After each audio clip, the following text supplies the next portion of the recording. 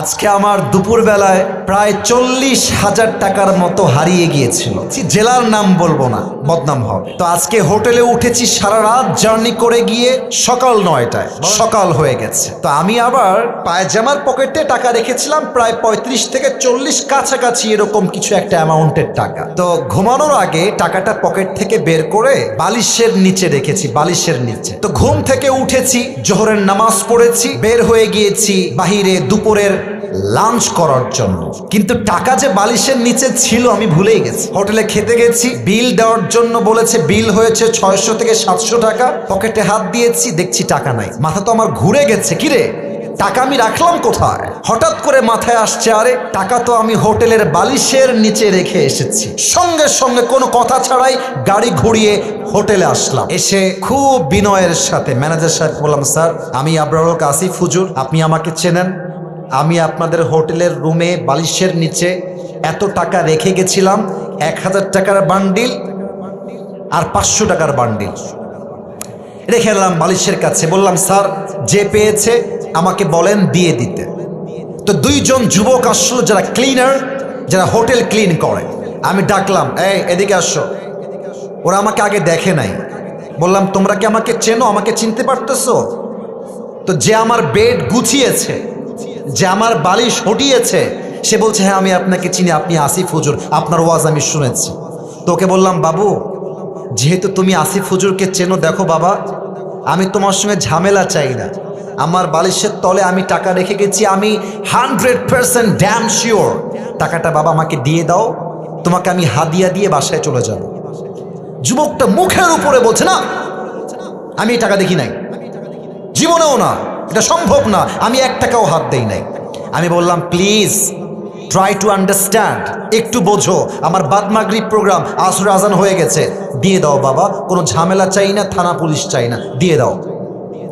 আমি বুঝালাম, আমার driver বুঝালো, PS বুঝালো, manager বুঝালো, সে বুঝতে রাজি না। এবার হোটেলে মালিক চলে আসছে, বড়লোক, শিক্ষিত, অনেক বড় ঘরের মানুষ তিনি, এবং তিনি একজন অ্যাডভোকেটকেও নিয়ে আসছে। সিসিটিভি ক্যামেরা ওপেন করা হলো, কে গেছে হুজুরের রুমে আর কে বের হয়েছে। তা আমি চোর ধরতে গিয়ে নিজেই চোর হয়ে গেছি। তারা আমাকে বলতেছে, আপনি যে টাকা রাখছেন তার প্রমাণ কোথায়? আমাকে বলতেছে, বিনয়ের সাথেই বলছে যে, স্যার আপনি যে টাকা রেখেছেন এখানে 40,000 টাকা, তার প্রমাণ কি আপনি আমাকে বলেন। আমি তো ঝগড়া চাই না, আমি সবসময় সমাধান চাই। তা আমি বললাম, একটু ক্যামেরাটা আগা পিছা করেন, সিসিটিভি ফুটেজটা সব চেক করা হলো।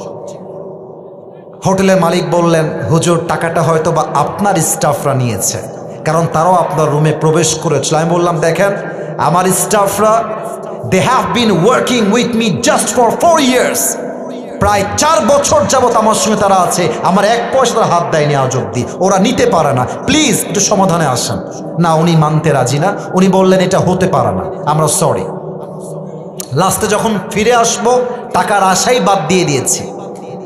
অ্যাডভোকেট তাকে আবার বলছে, এই ছেলে টাকা নিয়েছো, থাকলে দিয়ে দাও, কোনো মারামারি হবে না, দিয়ে দাও, আসিফ তোমাকে ছেড়ে বাসায় যাবে। ও বলছে, না আমি টাকা নেই নাই।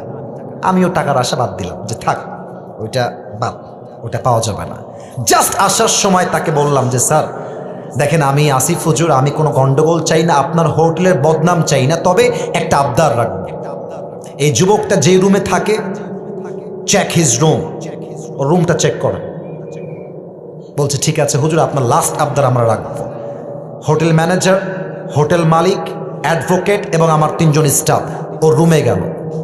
রুমে গিয়ে দেখবেন টয়লেটের উপরে একটা ছোট্ট করে জায়গা থাকে, এই ঢোপ টোপ রাখার জন্য, অনেক জিনিস রাখার জন্য। একজন গিয়ে সোজা ওখানে আঘাত করছে। যখনই খুলেছে দেখছে আমার সব টাকা ওখানে রাখা আছে। আর যখনই টাকা দেখতে পাইছে মালিক হোটেলের, ওরে ইচ্ছা মতো মারা শুরু করছে। সেই মায়ের আমি গিয়ে পরে ঠেকায় ঠুকায় নিয়ে আসলাম। আর ওই যুবকটা পা ধরে এত কান্নাকাটি। আমি বললাম, যুবক তুমি কি করলা এটা? তুমি আমাকে বলতা যে হুজুর আমি টাকাটা পেয়েছি, নেন আপনি, আপনার যা মন চা আমাকে খুশি হয়ে দিবেন, তাতেই আমি খুশি, আমি তোমাকে দিতাম অনেক টাকা খুশি হয়ে। তুমি কি করলা? এখন তুমি টাকাটাও পাইলা না, তোমার চাকরিও হারায় গেল। শিক্ষা কি পেলেন? শিক্ষা একটা, যদি আপনি জ্ঞানী মানুষ হয়ে থাকেন, আপনি মাথায় রাখবেন যে আমার এই টাকাটা দামি নয়, আমার বিশ্বাসটা দামি। যদি আমি বিশ্বাস রাখতে পারি, পুরস্কারও থাকবে, চাকরিও থাকবে, জীবনটাও সুন্দর হবে। মূর্খতা করবেন, চাকরিও থাকবে না, জীবনটাও অসুন্দর হয়ে যাবে। ঠিক কিনা বলেন?